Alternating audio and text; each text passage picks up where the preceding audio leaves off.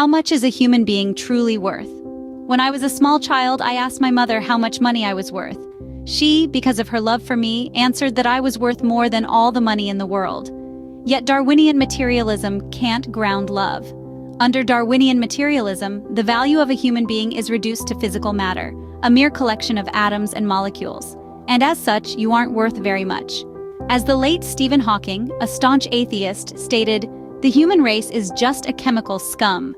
And as an article in Pharmaceutical Executive stated, "Your body contains $7.12 worth of phosphorus, $5.95 worth of potassium, and about $4 worth of a dozen other substances for a total of $17.18. Needless to say, that is a far cry from being worth more than all the money in the world. In short, without love, Darwinists simply have no way to measure the true value and worth of a human being. Nancy Pearcey, a renowned professor, sheds light on this paradox for Darwinists in her article, Darwin's Robots, when evolutionary materialists admit that their own worldview fails. She cites the example of Rodney Brooks, an emeritus professor at MIT, who acknowledges that while he can, in theory, view his children as nothing more than biomolecular machines, he cannot deny the unconditional love he feels for them. This love, he admits, is not grounded in rational analysis or physical laws.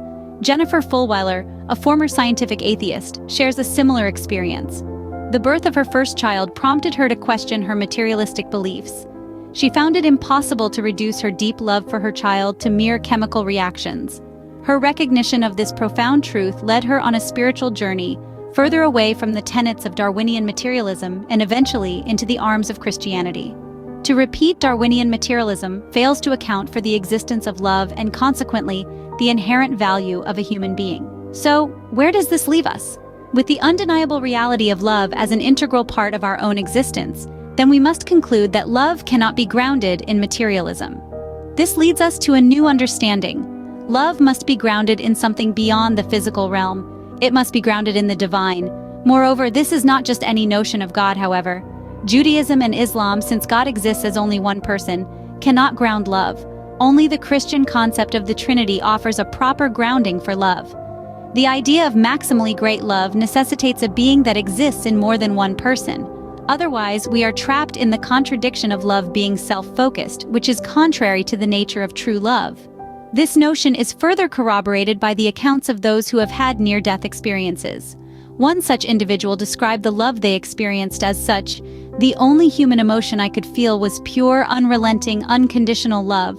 Take the unconditional love a mother has for a child and amplify it 1,000-fold, then multiply exponentially.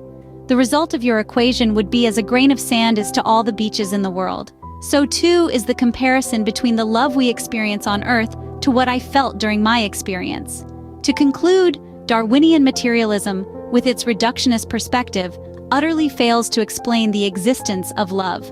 Love, as we all experience it, is a profound, transcendent reality that cannot possibly be reduced to mere atoms and molecules. Yet love is a testament to the inherent value, dignity, and worth of every human being, a value that we all intuitively know surpasses all worldly riches. Love, therefore, must be grounded in a reality beyond the physical, in the divine essence of Christianity's Triune God. As 1 John chapter 4 verse 16 states, "God is love, and whoever abides in love abides in God." In short, God's love for us and our love for each other is the true measure of a human being's worth and value.